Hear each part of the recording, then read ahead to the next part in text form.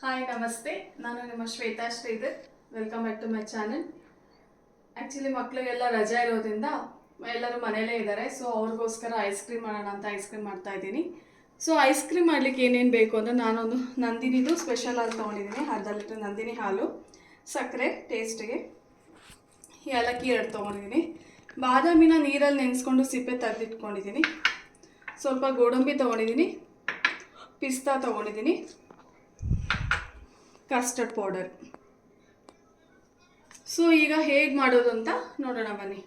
ಮೊದಲಿಗೆ ನಾನು ಸ್ಟವ್ ಹಚ್ಚಿ ಬಾಣಲಿ ಇಡ್ತಾಯಿದ್ದೀನಿ. ಯಾಕೆ ಬಾಣಲಿ ತೊಗೊಂಡಿದ್ದೀನಿ ಅಂದರೆ ಹಾಲು ಬೇಗ ಉಕ್ಕಿ ಬಂದು ಮತ್ತೆ ಹೊರಗಡೆ ಎಲ್ಲ ಚೆಲ್ಲಿದ್ರೆ ಸ್ಟವೆಲ್ಲ ಮತ್ತೆ ಕ್ಲೀನ್ ಮಾಡಬೇಕು, ಗಲೀಜಾಗಿಬಿಡುತ್ತೆ. ಅದಕ್ಕೋಸ್ಕರ ನಾನು ಸ್ವಲ್ಪ ದೊಡ್ಡ ಬಾಣಲಿ ತೊಗೊಂಡು ಅದಕ್ಕೆ ಹಾಲು ಹಾಕಿ ಕಾಯಿಸ್ತಾ ಇದ್ದೀನಿ.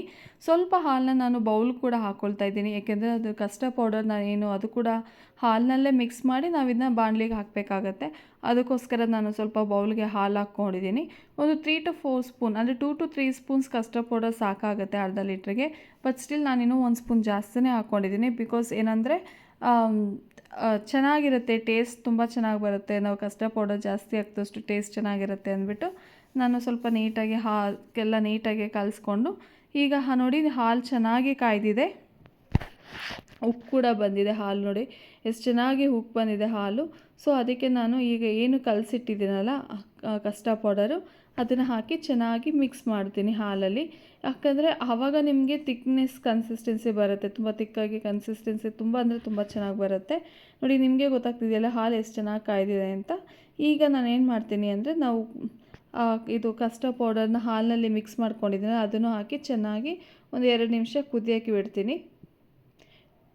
ನೆಕ್ಸ್ಟು ಅದಕ್ಕೆ ಸ್ವಲ್ಪ ಸಕ್ಕರೆ ಹಾಕಿ ಮಿಕ್ಸ್ ಮಾಡ್ತಾಯಿದ್ದೀನಿ. ಸಕ್ಕರೆ ನಾನು ಒಂದು ಬೌಲಷ್ಟು ಸಕ್ಕರೆ ತೊಗೊಂಡಿದ್ದೀನಿ, ಅದನ್ನು ಹಾಕಿ ಚೆನ್ನಾಗಿ ಮಿಕ್ಸ್ ಮಾಡ್ತಾಯಿದ್ದೀನಿ. ನೆಕ್ಸ್ಟು ನಾನು ಕಟ್ ಮಾಡಿರೋಂಥ ಗೋಡಂಬಿ ಬಾದಾಮಿ 2 ಕೂಡ ಹಾಕಿ ನೀಟಾಗಿ ಮಿಕ್ಸ್ ಮಾಡ್ಕೊಳ್ತೀನಿ. ಯಾಕಂದರೆ ನಾವು ಇದನ್ನೆಲ್ಲ ಡೈರೆಕ್ಟಾಗಿ ನಾವು ಮಿಕ್ಸಿಯಲ್ಲಿ ಹಾಕೋದ್ರಿಂದ ಅದು ನೀಟಾಗಿ ಗ್ರೈಂಡ್ ಆಗಿಬಿಡುತ್ತೆ, ಕುಟ್ಟೋ ನೆಸೆಸಿಟಿ ಇರೋದಿಲ್ಲ. ಅದಕ್ಕೋಸ್ಕರ ನಾನು ಮಿಕ್ಸಿಯಲ್ಲಿ ಹಾಕೋದ್ರಿಂದ ಸ್ವಲ್ಪ ನೀಟಾಗಿ ಒಂದು 2 ನಿಮಿಷ ಆಗಿದ ತಕ್ಷಣ ತೆಗೆದುಬಿಡ್ತೀನಿ. ಸೊ ಈಗ ನಾನು ಏಲಕ್ಕಿ ಪೌಡ್ರು ಕೂಡ ಹಾಕಿ ಚೆನ್ನಾಗಿ ಮಿಕ್ಸ್ ಮಾಡ್ಕೊಳ್ತಾ ಇದ್ದೀನಿ. ಟೇಸ್ಟ್ ಅಂತೂ ತುಂಬ ಅಂದರೆ ತುಂಬ ಚೆನ್ನಾಗಿದೆ, ಯಾಕಂದರೆ ನಾನು ಆಲ್ರೆಡಿ ತಿಂದು ನೋಡಿದ್ದೀನಿ, ತುಂಬ ಅಂದರೆ ತುಂಬ ಚೆನ್ನಾಗಿ ಬಂದಿತ್ತು. ಸೊ ನೋಡಿ ಇವಾಗ ತಿಕ್ಕಾಗಿ ಬಂದಿದೆ ಪೇಸ್ಟ್ ಥರ. ಸೊ ಆಫ್ ಮಾಡ್ತಾಯಿದ್ದೀನಿ. ಈಗ ಒಂದು 30 ಮಿನಿಟ್ಸ್ ಅದನ್ನು ಕೂಲ್ ಆಗೋಕ್ಕೆ ಬಿಟ್ಬಿಡಬೇಕು. 30 ಮಿನಿಟ್ಸ್ ಆದಮೇಲೆ ಫುಲ್ ನೋಡಿ ಎಷ್ಟು ಚೆನ್ನಾಗಿದೆ ತಿಕ್ ಕನ್ಸಿಸ್ಟೆನ್ಸಿ, ನಿಮಗೆ ಕಾಣಿಸ್ತಿದೆಯಲ್ಲ, ತುಂಬ ಅಂದರೆ ತುಂಬ ಚೆನ್ನಾಗಿ ಬಂದಿದೆ. ಇವಾಗ ನಾನು ಇದನ್ನು ಮಿಕ್ಸಿಗೆ ಹಾಕ್ಕೊಳ್ತಾ ಇದ್ದೀನಿ. ಒಂದು ಬೌಲ್ಗೆ ಹಾಕ್ಕೊಂಡು ಮಿಕ್ಸಿ ಬೌಲ್ಗೆ ಹಾಕ್ಕೊಂಡು ನೀಟಾಗಿ ಗ್ರೈಂಡ್ ಮಾಡ್ಕೋಬೇಕು. ಆವಾಗ ನಿಮ್ಗೆ ಏನಾಗುತ್ತೆ, ಅದು ಲಿಕ್ವಿಡ್ ಥರ ಬರುತ್ತೆ. ನಾವು ಗ್ರೈಂಡ್ ಮಾಡ್ಕೊಂಡಾಗ ಏನು ಪೇಸ್ಟ್ ಥರ ಇದೆಯೋ ಅದೆಲ್ಲ ಲಿಕ್ವಿಡ್ ಥರ ಬರುತ್ತೆ.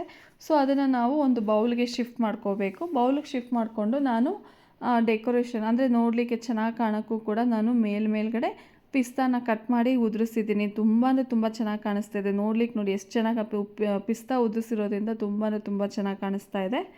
ಸೊ ಬೇಗ ಕೂಡ ಆಗುತ್ತೆ, ತುಂಬ ಟೈಮ್ ಕನ್ಸ್ಯೂಮು ಆಗೋಲ್ಲ, ಬೇಗ ಕೂಡ ಆಗುತ್ತೆ ಇದು. ಅಂದರೆ ಇವತ್ತು ಮಾಡಿದ್ದನ್ನ ನೀವು ನಾಳೆ ತಿನ್ಕೋಬೋದು ಆ ಥರ. ಸೊ ಆ ಥರ ಮಾಡ್ಕೋಬೋದು, ಇಲ್ಲ ಬೆಳಗ್ಗೆ ಮಾಡಿದ್ರೆ ಸಾಯಂಕಾಲ ತಿನ್ಕೋಬೋದು. ಸೊ ಈ ಥರ ನೀಟಾಗಿ ಎಷ್ಟು ತುಂಬ ಅಂದರೆ ತುಂಬ ಚೆನ್ನಾಗಿ ಕಾಣುತ್ತೆ. ನನ್ನ ಮಗನಿಗೂ ತುಂಬ ಕ್ಯೂರಿಯಾಸಿಟಿ ಇತ್ತು ನಾನು ಹೇಗೆ ಮಾಡ್ತೀನಿ ಅಂತ. ಸೊ ಅದಕ್ಕೆ ಅವನು ಕೂಡ ಜಾಯ್ನ್ ಆದ ನನ್ನ ಜೊತೆಯಲ್ಲಿ. ನಾನು ಹೇಗೆ ಮಾಡ್ತೀನಿ ಅಂತೆಲ್ಲ ನೋಡೋದಕ್ಕೆ ಅವನಂತೂ ತುಂಬ ಕ್ಯೂರಿಯಸ್ಸಾಗಿ ವೆಯ್ಟ್ ಮಾಡ್ತಾಯಿದ್ದಾನೆ ಯಾವಾಗ ಐಸ್ ಕ್ರೀಮ್ ಸಿಗುತ್ತೆ ಅಂತ. ಮತ್ತು ಇದೇನಂದರೆ ನಾವು ಮನೇಲೇ ಮಾಡಿರೋದ್ರಿಂದ ಇಟ್ಸ್ ಹೆಲ್ತಿ ಕೂಡ ಅಂತ ಹೇಳ್ಬೋದು. ಯೂಶ್ವಲಿ ಹೊರಗಡೆಯಿಂದ ತಂದಾಗ ಪ್ರಿಸರ್ವೇಟಿವ್ಸ್ ಹಾಕಿರ್ತಾರೆ. ಸೊ ಅದಕ್ಕೋಸ್ಕರ ಮನೇಲೇ ಮಾಡಿ ತಿನ್ನೋದ್ರಿಂದ ಆರೋಗ್ಯಕ್ಕೂ ಕೂಡ ಒಳ್ಳೆಯದು, ಯಾವುದೇ ರೀತಿಯ ಬ್ಯಾಡ್ ಎಫೆಕ್ಟ್ ಇರೋದಿಲ್ಲ. ಸೊ ಅದಕ್ಕೋಸ್ಕರ ನಾನು ಮನೇಲೇ ಮಾಡಿದ್ದೀನಿ. ಈಗ ನಾನು 8 ಅವರ್ಸ್ನ ಅದನ್ನು ಫ್ರೀಝರಲ್ಲಿ ಇಡ್ತಾಯಿದ್ದೀನಿ. ಸೊ ಫ್ರೀಝರಿಂದ ತೆಗೆದ್ಮೇಲೆ ಆಫ್ಟರ್ 8 ಅವರ್ಸ್ ನಮಗೆ ಈ ಥರ ಕನ್ಸಿಸ್ಟೆನ್ಸಿ ಸಿಗುತ್ತೆ. ತುಂಬ ಅಂದರೆ ತುಂಬ ಚೆನ್ನಾಗಿದೆ, ಟೇಸ್ಟ್ ಕೂಡ ಚೆನ್ನಾಗಿದೆ. ಅಂದರೆ ನೋಡಿ ಎಷ್ಟು ಚೆನ್ನಾಗಿ ಗಟ್ಟಿಯಾಗಿದೆ, ಲಿಕ್ವಿಡ್ ಥರ ಇತ್ತು ಅದು. ಆ್ಯಕ್ಚುಲಿ ಫ್ರೀಝರಲ್ಲಿ ಇಟ್ಟಿದ ಮೇಲೆ ನೋಡಿ ಎಷ್ಟು ತುಂಬ ಅಂದರೆ ತುಂಬ ಚೆನ್ನಾಗಿ ಬಂದಿದೆ ಕನ್ಸಿಸ್ಟೆನ್ಸಿ. ಸ್ವಲ್ಪ ಗಟ್ಟಿನೇ ಇದೆ, ಆ್ಯಕ್ಚುಲಿ ಹೇಳ್ಬೇಕಂದ್ರೆ ಗಟ್ಟಿನೇ ಇದೆ. ಬಟ್ ಒಂದು 2 ನಿಮಿಷ ಆಚೆ ಇಟ್ಟು ತಿನ್ಕೋಬೋದು. ಒಂದು 5 ನಿಮಿಷ ಆಚೆ ಇಟ್ಟರೆ ಅದು ನೀಟಾಗಿ ಸ್ವಲ್ಪ ಕೂಲ್ ಆಗುತ್ತೆ. ಆವಾಗ ನೀಟಾಗಿ ಅದು ಕಟ್ ಮಾಡ್ಕೋಬೋದು.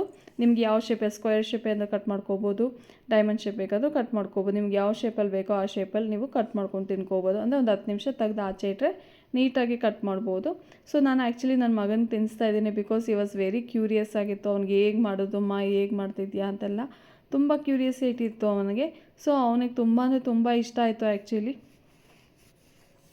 ಅದು ಆ್ಯಕ್ಚುಲಿ ಅವನಿಗೋಸ್ಕರನೇ ನಾನು ಐಸ್ ಕ್ರೀಮ್ ಮಾಡಿದ್ದು. ಅಮ್ಮ ಐಸ್ ಕ್ರೀಮ್ ಮಾಡು ಮಾಡು ಅಂತ ಹೇಳ್ತಾ ಇದ್ದ. ಈಗ ಸಮ್ಮರ್ ಇರೋದ್ರಿಂದ ಅವನು ಯೂಶ್ವಲಿ ತುಂಬ ಸೆನ್ಸಿಟಿವು. ಸೊ ಅದಕ್ಕೆ ನಾನು ಅವನಿಗೆ ಐಸ್ ಕ್ರೀಮ್ ಎಲ್ಲ ತುಂಬ ಕೊಡೋದಿಲ್ಲ ಅವನಿಗೆ. ಇವಾಗ ಸಮ್ಮರ್ ಆಗಿರೋದ್ರಿಂದ ಮಾತ್ರ ನಾನೇ ಮನೇಲಿ ಮಾಡಿ ಕೊಡ್ತೀನಿ.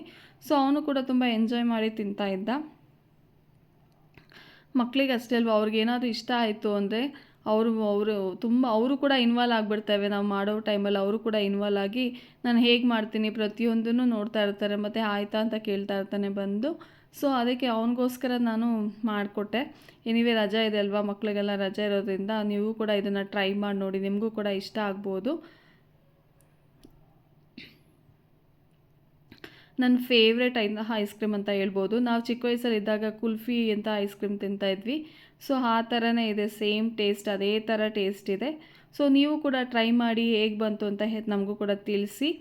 ಸೊ ಇಲ್ಲಿಗೆ ನನ್ನ ವ್ಲಾಗ್ ಮುಗಿಸ್ತಾ ಇದ್ದೀನಿ. ಇನ್ನೂ ಯಾರಾದರೂ ನನ್ನ ಚಾನಲ್ ಸಬ್ಸ್ಕ್ರೈಬ್ ಮಾಡಿಲ್ಲ ಅಂದರೆ ದಯವಿಟ್ಟು ಸಬ್ಸ್ಕ್ರೈಬ್ ಮಾಡಿ, ಶೇರ್ ಮಾಡಿ, ಲೈಕ್ ಮಾಡಿ. Thank you for watching.